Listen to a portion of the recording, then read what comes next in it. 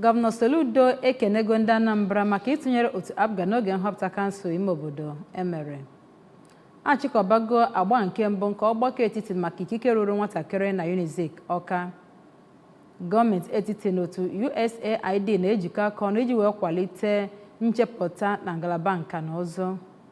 Narị kwuru narị ndị mmadụ na-efu efu dị ka ajọ ikuku Hurricane Helen bawanyere ọnwụ ndị mmadụ. Tupu na-anụrụ aka anyị n'uju geregede ozi a pụrụ iche, Gọvanọ Soludo abịaghị iweta mgbanwe n'ozuzu oke ịhazi ọnọdụ akụnụba Anambra steeti nakwa ịkwalite oke ihe eji wee mara ndị Igbo ka anyị kwado ya n'ozuzu oke maka ọrụ chere ya n'ihu. Ọka akụkọ bụ Ifeọma Akife, tọọ ntị gere akụkọ anyị ka ọha n'uju.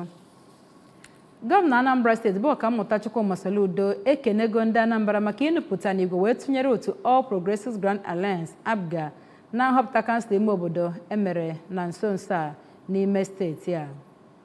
Onye nta akụkọ anyị n'obi gọọmenti bụ Ejike Abana kọrọ akụkọ a n'uju.